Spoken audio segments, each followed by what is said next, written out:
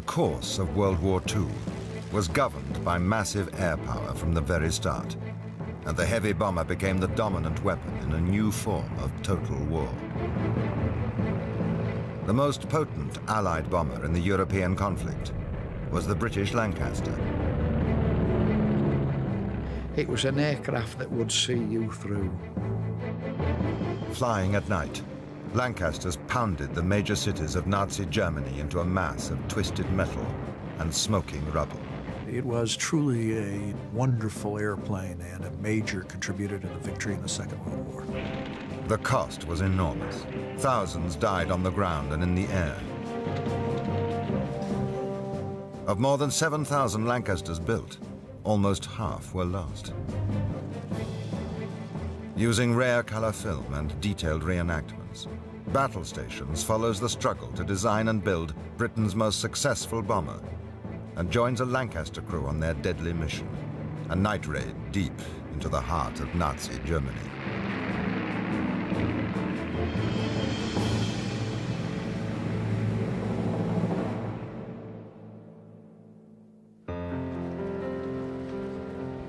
The bomber first appeared during World War I. These fragile biplanes, made of wood and canvas, were unable to carry heavy bomb loads or do much damage, but they left a deep impression on the military designers and planners.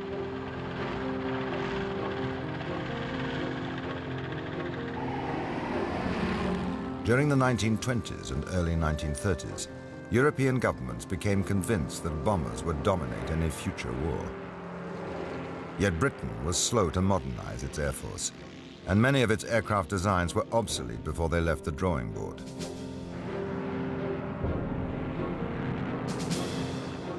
Germany did not make the same mistake. In 1933, Adolf Hitler came to power, determined to create a new German superstate, the Third Reich. He at once began a huge rearmament program.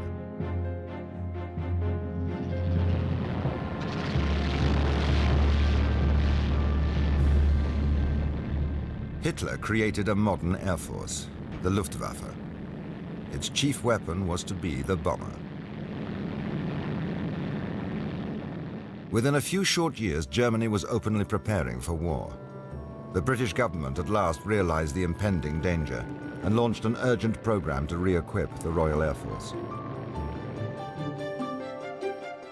They turned to aircraft designers like Roy Chadwick. He had joined the Avro Company in 1911 as a draftsman and steadily worked his way to the top. Chadwick was a visionary who combined the precision of an engineer with the eye of an artist.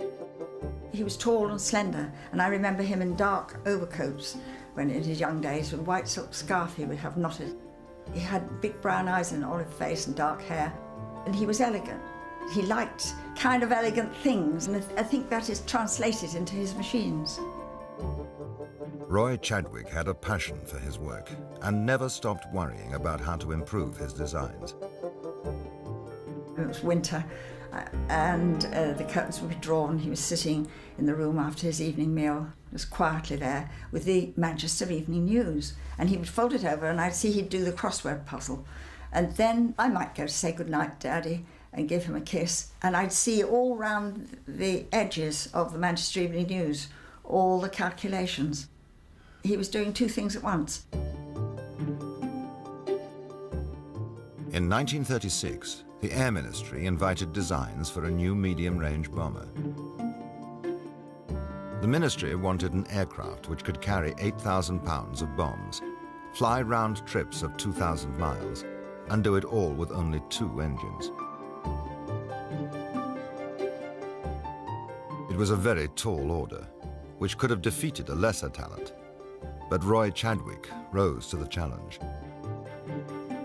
I asked him once, how do you design an aeroplane, Daddy? And he said, well, I think of all the parts first, and then I sit down to do the design. Chadwick designed his bomber around a massively strong central section in the shape of a cross. It was formed by the 2 wing spars bolted at right angles to a pair of girders, forming the roof of a huge bomb bay. After months of painstaking work, the plans were ready.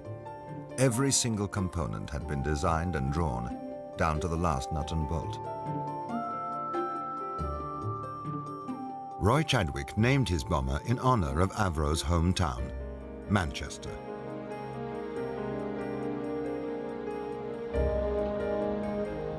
In the summer of 1937, the Air Ministry placed an urgent order for 200 Manchesters, even though the prototype had not yet been tested. It was a huge gamble, but everybody now expected a war. It was simply a matter of when. A growing mood of panic swept the country. Londoners began building air raid shelters. Gas masks were issued, and the public were instructed on what to do. If you are provided with a steel shelter and have not erected it, do so at once. Always keep your gas mask handy in the house. When you hear the warning signals, take cover at once. In September 1939, the fragile peace collapsed. Britain was at war with Germany.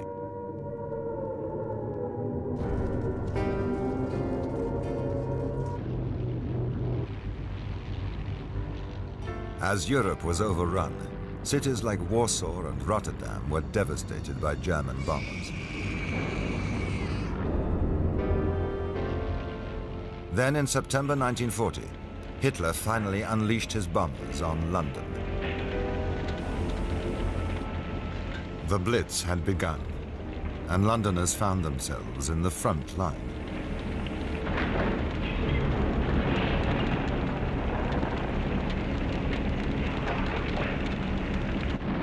There was a lot of shrapnel coming down, pitter-pattering on the roof and all that kind of thing, and it was scary. I mean, incendiary bombs dropped in our garden. My best pal was there with us at the time, and it was then that we decided we wanted to join up. That particular night, actually. The German attack soon spread to other British cities. In one devastating raid, the centre of Coventry was almost completely wiped out. The aim was to terrify and demoralize the civilian population into accepting defeat. The effect was to unite them in a single-minded quest for revenge, and that meant bombing German cities.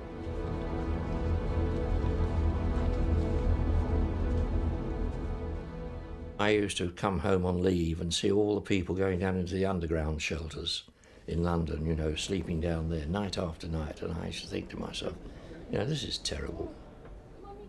But I used to get a sense of pride then. Well, thank God we're hitting back. More bombers was the slogan. Bombers began to appear, not in dozens, but in hundreds. And Germany began to get what was coming to her. For the first time, we carried the war into the Nazi camp.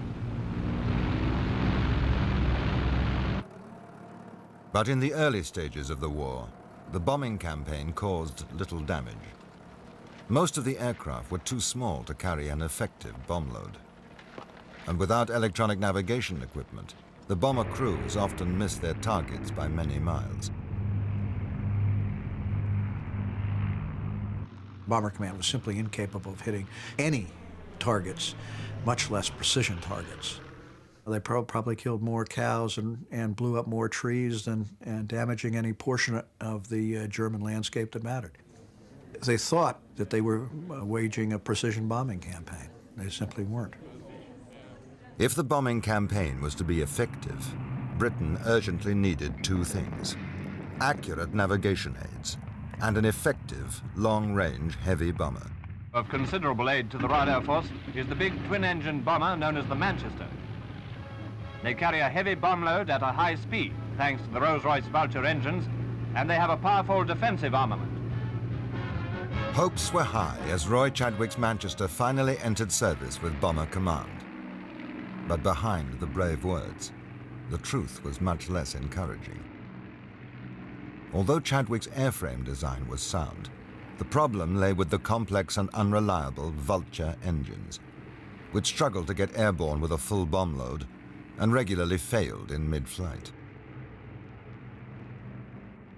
It just did not work. and they couldn't get the height and anything, and it was a horrible plane. The official verdict was finally delivered from the Air Ministry. Avro would complete the initial order for 200 Manchesters and then switch to building a rival design. For Roy Chadwick, it was a bitter blow. But he would not be beaten. He knew that his bomber could still be a winner. Somehow he had to prove it, and prove it fast.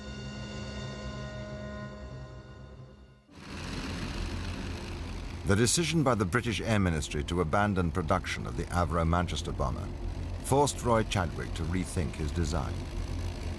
He saw that what it needed was a set of bigger wings and a lot more power. He decided to remove the 2 unreliable Vulture engines in favor of 4 Merlin engines.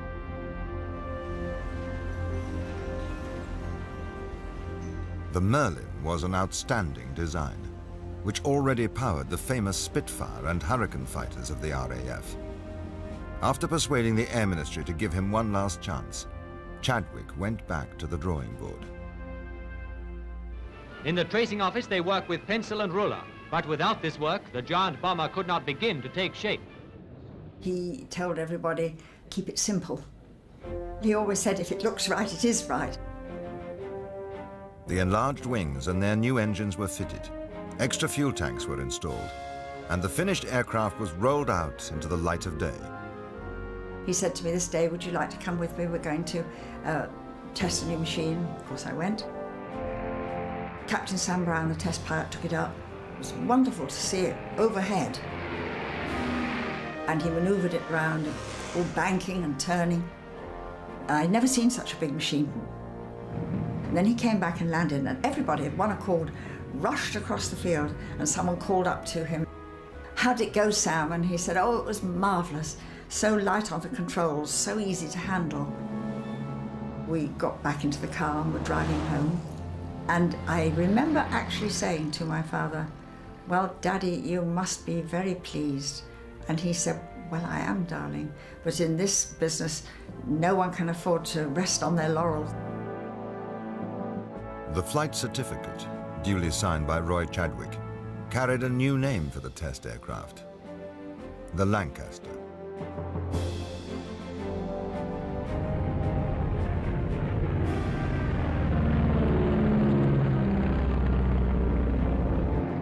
The machine suddenly looked and felt right. The problems that had plagued the Manchester were quickly forgotten as the glowing reports of the test pilots confirmed Roy Chadwick's faith in his design. This is the weapon upon which the Allies based tremendous hopes. To the people who built the Lancasters, each doing his own task to the best of his ability, their success came as no surprise. Soon, the Lancaster bomber would become a household name. For one man, it would become the key to victory. Early in 1942, Air Marshal Sir Arthur Harris was appointed Commander-in-Chief of Britain's Bomber Command. He was an aggressive leader, with a single-minded determination to destroy the German war machine. Press home your attack. If you individually succeed, you will have delivered the most devastating blow against the very vitals of the enemy. Let him have it right on the chin. Send that message to all groups and stations. Bomber Harris did a marvellous job. He was brought in when Bomber Command was at a real low ebb. Harris knew that the accurate bombing of strategic targets was almost impossible. In a controversial decision, he supported plans to adopt the German policy of area bombing. Like Hitler's Luftwaffe, the RAF would saturate major centers of population with bombs. And its chief weapon, which Harris called the Shining Sword in the hands of Bomber Command, would be the Lancaster. And here's the bomb rack, which can open up with 8 tons of trouble for Hitler. It's 33 feet long. When it's released its load, another 2 or 3 acres of Germany will never be the same again. The Lancaster soon became the undisputed heavyweight champion of the British bomber force. As it proved its worth in combat, fresh orders poured into the Avro factories. We got a new aircraft, and on the side it was HWH, and at that time there was a film called Hell's a Poppin'. Right, OK lads, this is Hell's a Poppin'. So I got some yellow paint, I climbed onto the wing and I painted Hell's a Poppin' all the way up. Hell's a Poppin' it was. It was a lucky aircraft for us. For many, the Lancaster quickly became far more than just a machine. It was alive, and to its all-male crew, the Lanc was definitely a lady. It was love at first sight. There she was, and she was standing up on these long legs, and a black beauty. Funnily enough, I didn't feel that there was any rivalry with the rest of the crew, you know. I felt she was my girlfriend, and we all felt that it was our girlfriend, you know. It took a crew of 7 to fly a Lancaster. The pilot, flight engineer, navigator, bomb aimer, wireless operator, and 2 gunners. The most forward position was the bomb aimer, who was lying down in the bomb position. And if necessary, he manned the front gun. And the skipper was on the port side. Next to him was the flight engineer's position. Then you had the curtains, and the navigator sat behind those, so he could have his lights on his charts. The wireless operator was behind him. And then you went back over the main spar, and then you had the mid-upper gunner, and then you had the tail gunner. If any one of you didn't do your job, well, that was it. The whole lot of you went. You live and sleep and eat together. You go out together. They rely on you and you rely on them. The pilot in Bomber Command was always the skipper, irrespective of rank. And even if the group captain, the CO of the squadron, flew with me, I was in charge. You weren't just a crew of 7. You'd got the ground crew. The ground crew were the boys who got that aircraft so they would bring you back. And we had a terrific ground crew we had. We'd do anything for them, and they'd do anything for us. The ground staff, who watched and waited back at base, played a vital supporting role as the bomber crews risked their lives over enemy territory. In the control tower, they anxiously plotted the course of each raid. They knew only too well that with every Lancaster posted as missing, another 7 men would not be coming back that night.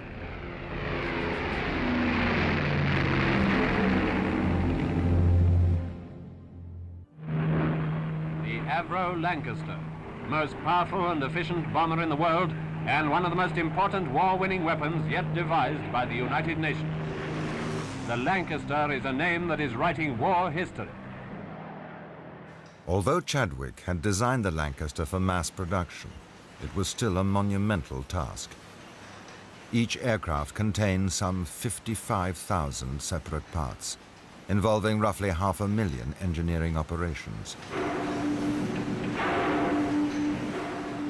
He had designed the Lancaster in 5 sections so that it could be made in all the different factories and then brought together.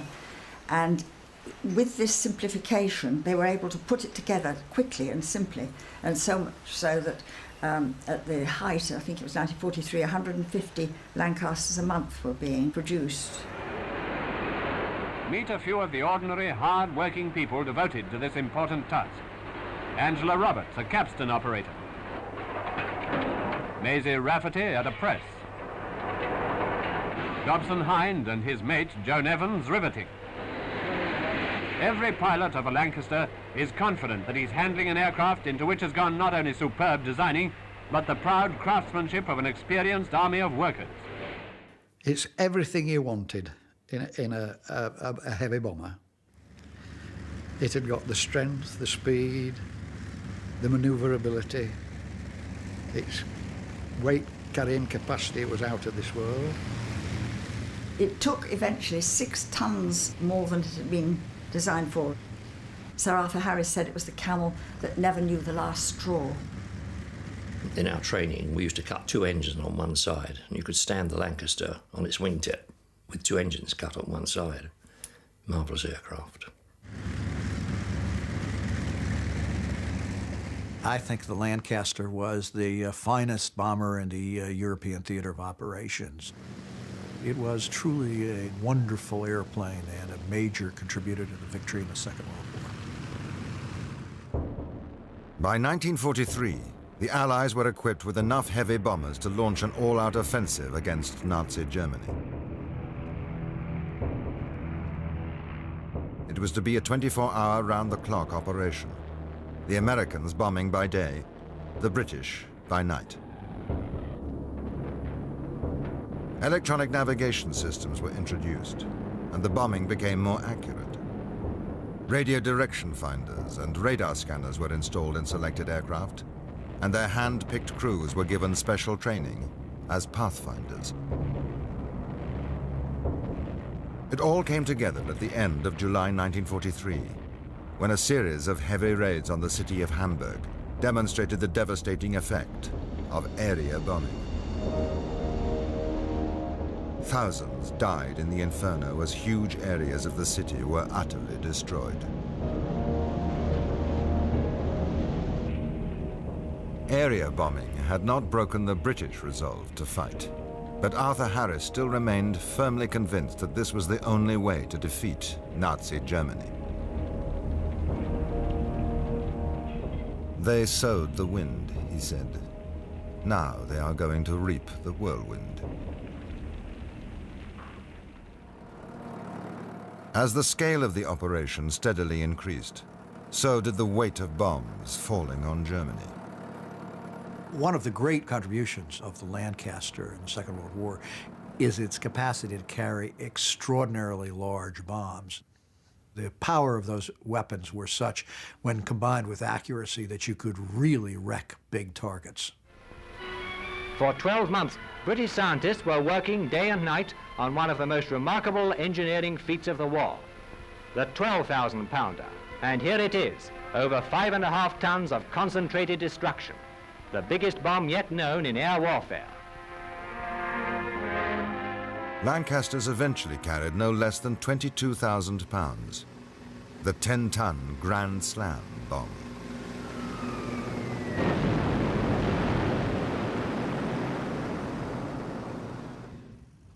But most raids involved more conventional loads. The crews knew in advance what bombs they would be carrying. What remained a mystery was that night's intended target. One clue was the fuel load. If they said, oh, it's only 1150 gallons, you think, it's a short one. But normally it was 2154, that was full tanks. So that was a long one. As dusk was falling, the air crews would go to their briefing. Only then would their target be revealed. When you entered, of course, there was a big curtain up over the whole map of Europe, you see. And that curtain was only drawn back when the CO walked in to tell you what the target was for that particular night. There'd be a huge wall map with a piece of ribbon marking the route that you'd be taking to the target. The first thing everybody looked at was where the end of the ribbon was. You now know precisely the next item on that list. Cross it off. Now the tension began steadily mounting as 0 hour approached. I used to go to Naffy and always write my last letter. Obviously you can't post it, and it goes in your locker. And if you shouldn't return, that letter would be taken out of your locker and sent to the family. The average number of ops, or missions, or whatever you want to call them, we call them ops, was 7.5. After you did over 7.5, you were living on somebody else's borrowed time. You had 1 week's leave every 6. There was a block of 6 of you, and anybody on that got the chop or didn't come back. Their name was taken off the list. Everybody moves up one underneath. The new crew go to the bottom. So sometimes, in a heavy time, You would go 3 weeks and you'd get another week's leave because 3 of the bods above you got the chop. A great friend of mine, Sergeant Ellsworthy, he was on his 28th trip and he didn't come back. Ellsworthy's fiancée had already lost a previous boyfriend, who had also been a pilot. Now she turned to Laurie for consolation, and the friendship soon blossomed into a romance. But Laurie's superstitious crew did not approve of the match. So I had to drop her. The crew said, "You will drop her, Skip." She was a jinx. Poor girl. Very nice looking girl, too. But for the skipper of a Lancaster, in love as in war, the welfare of his crew always came first. They had to believe their luck would hold as they set off for Germany. You were at the beginning of an adventure. You were at the beginning of something dangerous. You were at the beginning of fear, and you would feel fear. And anyone who said they didn't feel fear were liars or nuts.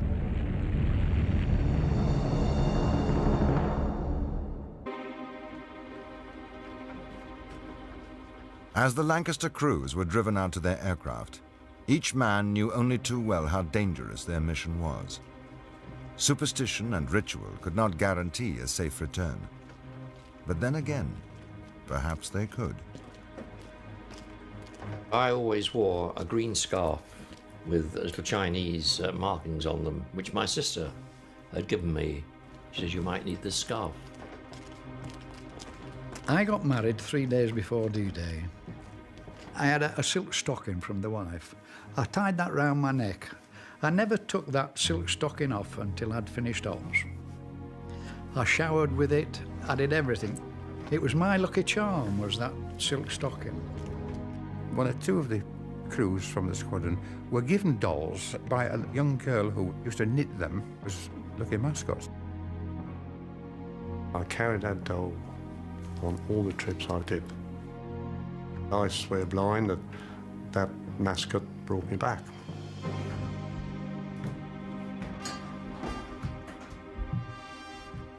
You talk about the smell of an aircraft. It had that smell of comfort, and that puts it all in one word. That was home from home.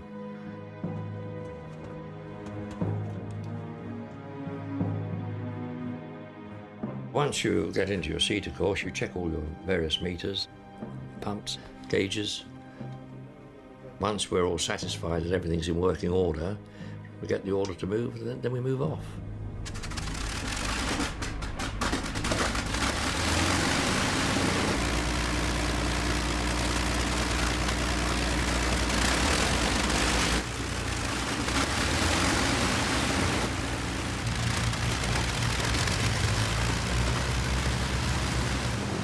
You had to synchronize your engines, but once you had them synchronized, they just purred. Music to the ears. The sound of 4 Merlins is something you wish is beautiful. Weighed down with bombs and fuel, the heavy bombers would line up, waiting their turn to thunder down the runway and take to the air. This is the moment of no return. This is where the decision's been made.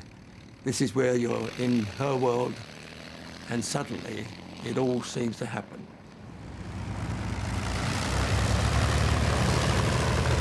You've got a full bomb bay, and you've got full power, and suddenly she's let go, you know. I mean, that moment is unbelievable. And you roar down the runway, and all you can hear is the noise, and it's a beautiful noise. You've got 1,400 yards to lift about 14,000 pounds. It starts to seem that she's going to lose the game against gravity. But just after halfway, you feel that gentle bounce, and then another gentle bounce. And suddenly, boom, and you're weightless, and you're airborne.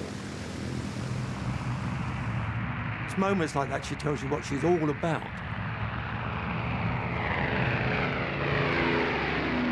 And she's just magnificent, just magnificent. She, not it is magnificent, she. And now, as our Lancaster takes to its element, think again of the importance of every item in its construction. The successful accomplishment of the job it has been assigned to may depend on one of the smallest parts. The lives of its crew, too. You felt safe in a Lanc somehow. When all around you's going mad, you're somewhere safe. You always thought, if anything happens, it'll happen to the other bloke, not to you. We were going to do a full tour. We weren't going to get shot down. That happened to other people. We weren't going to get shot down, no. It's always somebody else that gets it, never you, until you get it. As the bomber formation reached the enemy coast, the mission entered its most dangerous phase. Ahead lay the batteries of deadly anti-aircraft guns and the night fighters of the Luftwaffe. But the only sound that reached the crew members was the reassuring drone of the Merlin engines. You had this sort of rhythmic sound of the Merlins there, you know, and somehow that was warm and comforting. And you weren't thinking then, God, will we ever get there and get back again? Because you had utter confidence in her. You just felt we're going into it now, and everybody alert. I used to pass orders round. Gunners, keep your eyes skinned. Isolated in his turret, the rear gunner had barely enough room to move. Most attacks came from the rear, and he was often the first casualty. It was a vulnerable position, I can't deny that, but not one you could shy away from. That's the job you were there to do, and you did it. Tail-in Charlie, as we called him, he was the fall guy. I think there were more casualties with rear gunners than any of the other crew members. As they reached the target, the bombers had to fly through a dense barrage of exploding shells from the German flak batteries. I would say it takes a lot to make me afraid, but I was scared. Really scared at times. Frightened to death. My God, this is it. This is my time coming. I've only had 19 years. I'm on the chop. You are frightened, you are scared, and you just hope that you will come back. You had a lot of other things to think about than fear. And I must say that over the target, it was exciting. And excitement was over fear then. Bombing was his right, Skipper. Target's in sight. I'm ready for the bombing run. And then it's all quiet in the aircraft because he is in sole charge and you do exactly what he says. You actually go out there to hit a target. The fact that civilians may be killed, you've got to blank that out.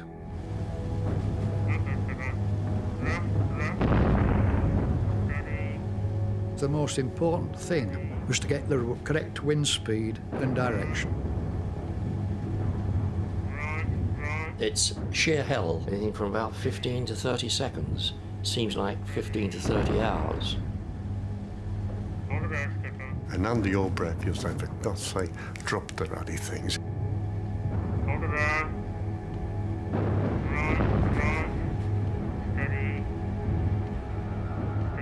Get rid of these bombs now. I just want to get them away. Bomb's gone.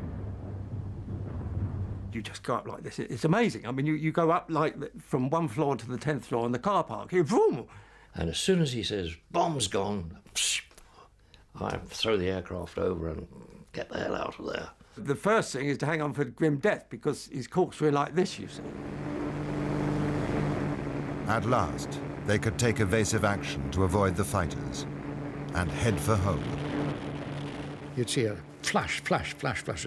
Oh, quite clearly.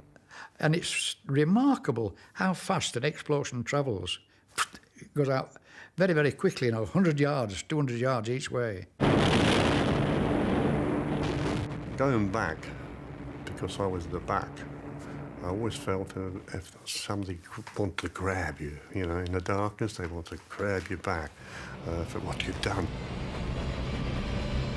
Back in England, other hands were reaching out, willing the Lancasters to return to the safety of their home base. They were so close to us that they were almost brothers as well. They wanted us to come back. Because they have this long piece of string and they would let you go, they'd bring you back again, you know. So you were tied to them. But for the pilot and his crew, the long night was not over yet. German fighters still prowled the skies over Europe, waiting for the moment to attack. And the bombers were still a very long way from home.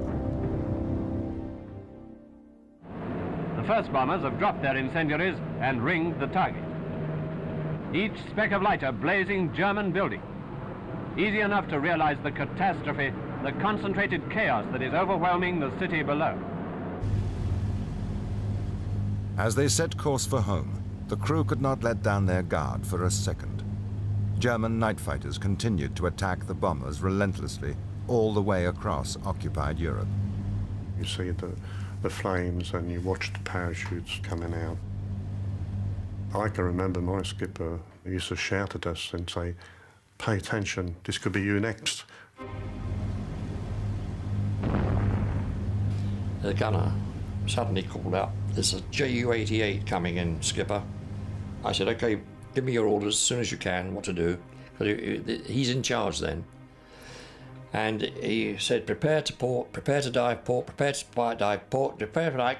And as he said that, we were hit. And he also fired at that time. As I put the aircraft over to go port down, I saw the tracer go underneath me. Then I went into a screaming dive to port. And at the same time, of course, there were screams from the rear gunner and the mid-upper gunner. They'd both been hit. I said to the flight engineer, "Bill, give me a hand with this control column." Eventually, I got out of the dive. I was down to about 6,000 feet then, and of course I relaxed and whipped over again into another dive, you see. So it's the same way. We pulled out at about 2,000 feet, and immediately I saw a bit of cloud and I dived into it. The fighter had vanished, but the Lancaster was badly damaged and almost impossible to control. Part of the wing was missing. The fuselage was riddled with holes, and both gunners were seriously wounded. I asked my navigator to set a course. I said, "I can't turn to starboard at all," because I had full right rudder on and full control column like this. And that's how we were flying back. All the time I was drifting slowly to port. After 2 hours of fighting with the controls, they reached the English coast and prepared for an emergency landing. The scaring part was, are the wheels going to come down? Because we didn't know whether the hydraulics were working, you see. And it was then I said to the crew, "If any of you want to jump now, the gunners are staying with me." They had no choice. They said, "Don't worry, Skip. We know we're staying with you." I thought the best thing to do so she doesn't flip over is to land at a faster speed.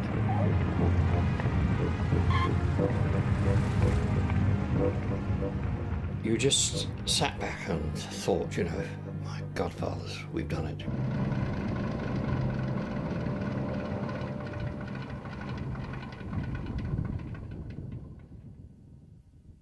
You get out and you pat it and say, "Thanks." Right, you'll say a piece of metal's lifeless. It is lifeless. But when it's put together with lots of other pieces of metal as a lank, it's alive. It's just asleep, waiting for the next night. But the Lancaster was not immortal, and its next trip could always prove to be its last, as it was for so many crew members.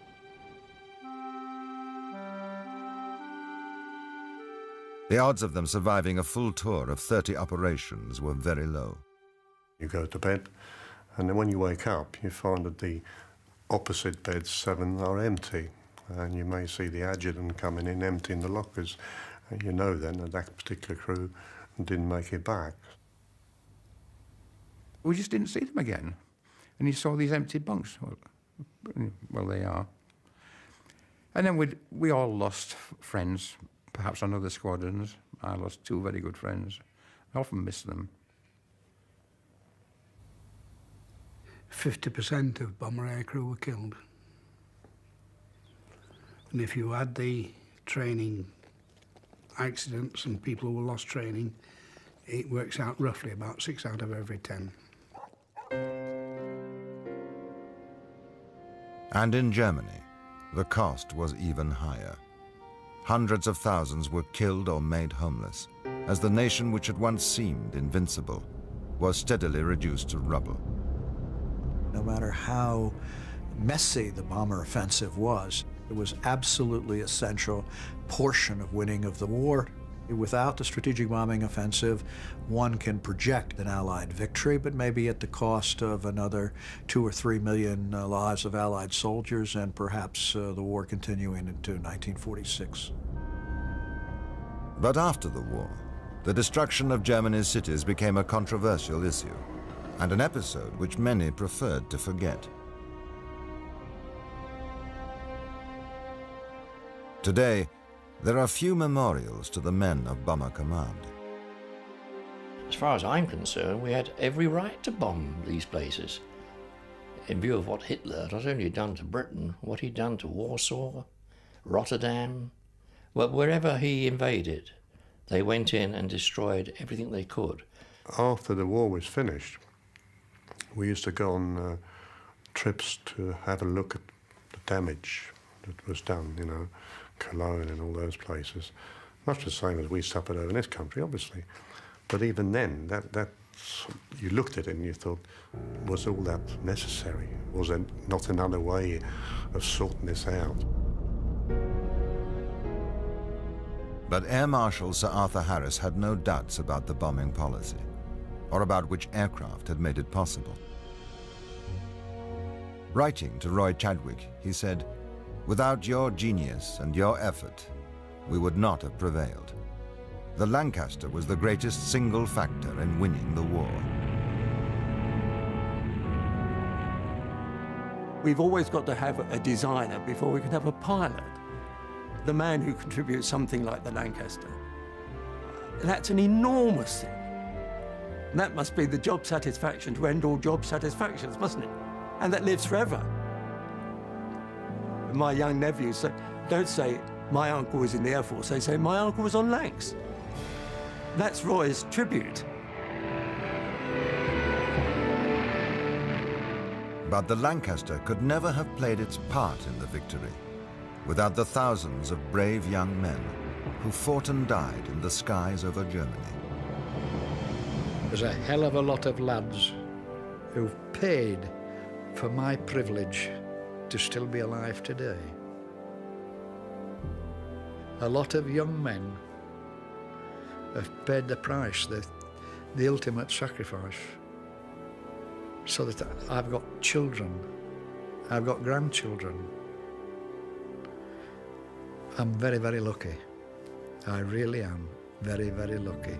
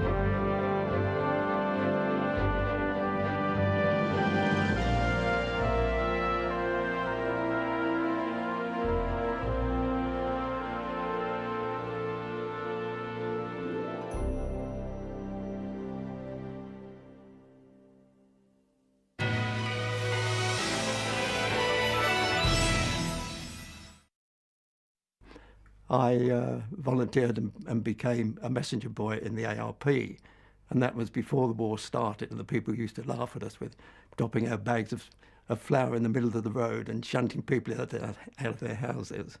And I lost my father, so I have a mother and brother and sister. And when the war started, of course, I'd be seeing them down into the air raid shelters and then go off on my rusty bike and wheel around the houses doing my messenger job. So I suppose I was very much into the war effort then.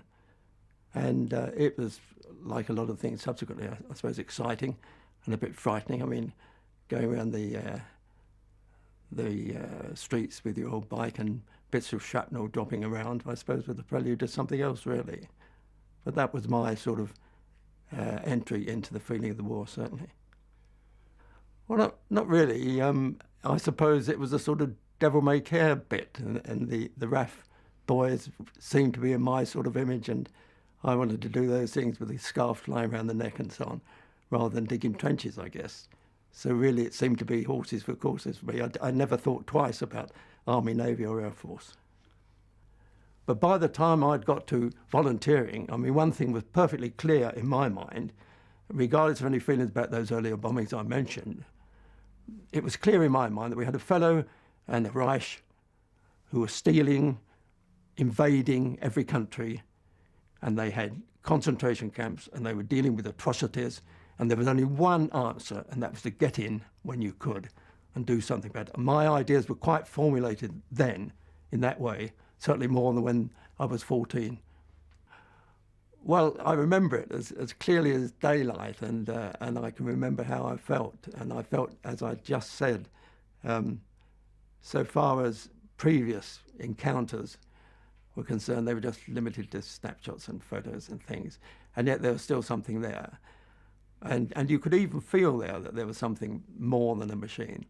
But I was up at OTU in Kinloss in Scotland, and some Lancasters came over from somewhere south, and they were going to the north of Norway for some naval targets. And they put down with us, I think probably to refuel because going on a bit of a journey. And they stayed with us overnight. And this particular Lanc was behind the mess and on dispersal, very close. And knowing what I'd thought about, I really had to get to her as quickly as possible. I went over and there's no doubt about it, it sounds a bit balmy, but it was love at first sight. She was absolutely fantastic. And she was far more than I'd ever seen in these pictures, which, as I said, were gliding through the sky and so on, because there she was, and she seemed enormous. She was standing up on these long legs, you know, and a black beauty. And you could sense it. I mean, the motors weren't going, but you could sense that she herself, even without the Merlins, was powerful, big and powerful, and she could do any job, it seemed. And I suppose I likened it to a sleeping beauty, I suppose, who needed the kiss of a Merlin to make her burst into life or into our lives or something like that. But we were then on the threshold, and I think perhaps that made it even more evocative. I think we were at OTU, which was the training unit before you went on to heavy conversion. So you finished with your twin engines there. And so we hadn't been on any 4-engine. And then once you'd had the short period at heavy conversion, you were on to Lanc. So she was just around the corner. So that moment is one that'll stick with me for always. Yes, it wasn't true, but it was my first girlfriend. In fact, it was true, I think, because to a certain extent, you see, let's take an average person, you get 3, 4, 5 girlfriends, perhaps, you know, it's the nature of life, and not very often does it happen that you get the first one and she's the one for life. And so you get several girlfriends.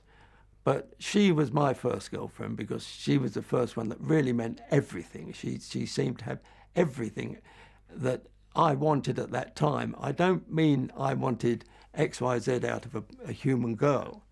It's just that around that time, with the Air Force, with the war, with going into the Air Force, with going up in a plane and so on, she got all this to offer. And to me, going back to the feeling of a human aura anyway, yes, she was my girlfriend. And I take her, and I took her as my girlfriend. And funnily enough, I didn't feel that there was any rivalry with the rest of the crew. You know? I felt she was my girlfriend, and we all felt that it was our girlfriend, you know. And I suppose that's an extension of the fantastic spirit you had in the crew. But She was, yes, she was my first girlfriend. Two things about the regulations and how, and this was part of the fun of being on the squadron, if you can call it fun, and there was fun, as well as all the serious side. And that was when we used to, after we'd had our briefing, we'd go out and get ourselves togged up in all the bloody great things and boots and everything, and then get in the lorry, and away it would go. And there was this precious moment when we used to go through the gates, and there was the service police in their hut. And of course, they were all bastards, and we all hated them, you see. And there they were out there, and the one time they allowed this thing to go by the board, we all had our gear on. Of course, we had the top of our battle dresses there. And in here, because it was handy if you came down in the sea, you always had your aircrew whistle. So it's next to your mouth to whistle for your position. So you had this ready. And every time we went past the hut on the way to ops, and they knew we were going to ops, and they knew they didn't want to be in our position. And when we went past, we all of us blasted these things and all gave them this, which, I mean, you dare do when you were back on the coast, the whole lot do. And of course, they, for their part, who would have been, what are you saying, Airman? You know, but they stood to attention and saluted. And they went past and they saluted, and we gave them 2 fingers. And to my mind, that epitomised the sort of feeling in a drone, really at the harsh end of it, the military police, and at the other end of it, what the drone was all about. And for that moment, you know, we respected each other. That was fantastic. Well, first of all, of course, coming towards a target, I mean, we've been going quite a way now. And don't forget this, that if it's a 10-hour journey, you've been going for 5 hours and watching everything, and each one has been doing his job, you know. So you're not exactly as bright and alert, but you suddenly sharpen up. I mean, you suddenly, if there's a slight, there's no real tiredness by then, you're young, you know, but it's still 5 hours of hardish work. And so in my case, my work would be listening, as I mentioned, and then watching. Watching for fighters predominantly. I mean, I also had to watch for collisions. That was a sad thing to think of, but you had to, particularly over the North Sea, where they're all coming back together or going out together, and where we were milling around the first point, the first turning point at the beginning of the journey, which was near Reading, and the stream would be very close. So you had to watch for, and they did happen, and quite a few people were killed in collisions. So one's watching that, and one's watching predominantly the point you mentioned for fighters and so on. And when you're, it all depends, I don't know how far, but it must be probably an hour or 3/4 an hour.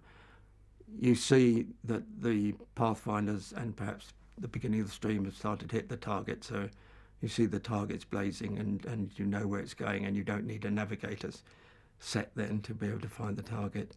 And so it's then. Funnily enough, I suppose, just for a second then I get this fear.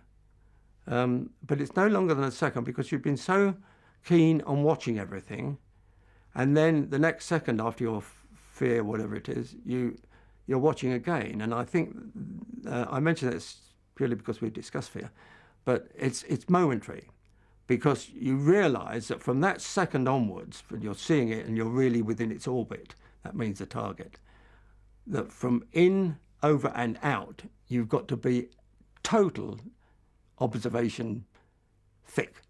Meaning, I don't mean thick up here, I mean you have to be as keen as possible in outlook. And so the first thing you're thinking of are the fighters. So as you go in, you're keen on the fighters all the way. The boys in the front start taking over more as we get near the target, of course, and the navigator leading you in. And you can hear your mates over the intercom, and you can hear the navigator and pilot taking over, and then the bomber and the pilot. So all this time, you're spending your time, I'm speaking purely of me, not the rest of the crew, in searching for aircraft. And there's not much point in searching for anti-aircraft, because they'll shoot it up anyway, so you just keep your fingers crossed for that. You search a bit, depends on the place, whether they've got many searchlights. Some places have more than others. So you search for that, because that is something you've got to divert from. So you'll search, and by this time you're practically there. And then, of course, it's simply a two-man act. It's the pilot and the bomber. And by that time, you can almost feel the warmth of the target, you know. And you're going over, and of course, you're tending to look up there more, because you're conscious of this silhouette business. And as they go over the target, then the boys are completely taking over the aircraft. And it's left, left, right, right, steady, steady, steady, and then bombs away, and you just go up like this. It's amazing. I mean, you go up like from one floor to the 10th floor in the car park. You boom! It's absolutely bloody fun. No lift does it like it, you know. But 14,000 pounds just hanging on you, and suddenly goes, you know, boom, and up you are like this, and then the next second, you know, whatever the pilot says, something all sorts, you know, fuck off. Oh, sorry, I'll bugger off your, all sorts of things, but it's go, you see, so you corkscrew. And then when they corkscrew, the first thing is to hang on for grim death, because he's corkscrewing like this, you see, which is a standard. It's a standard regulation. And of course, it's ultra effective. It's one thing that's never had to change.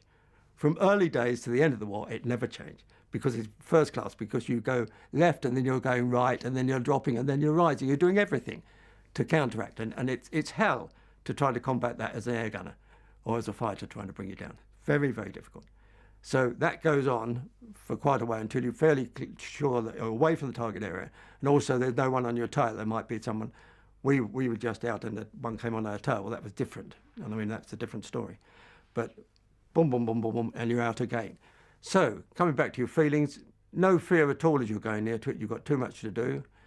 And when you dive out of it, again, it's too much to do. You have no time to... I think the reason you had no time to think of fear is probably there, but you haven't got any time. And I really found it all exciting. I must say, grudgingly, that it was bloody exciting. The whole lot was exciting. And even watching for these guys was exciting, you know. When you actually saw one as we did, or saw three, it's slightly different when they're on your tail. But no, and even then it was exciting. I didn't feel any fear then. It was really exciting. So, does that answer your question? Well, as I told you, and this is the most famous part of any raid, because when you're sweating bricks, because you're absolutely dead, you're straight, and you've got to go over the target, and you've got to be absolutely spot on, and the bomb aimer is in charge, and the pilot does his wish, hence Lanc does his wish, and he says left, left, steady, right, right, steady, left, left, steady, steady, steady, left, left, steady, and then the joke is back a bit. Which of course you can never do, sorry about that, but that is the joke of Bomber Command, back a bit.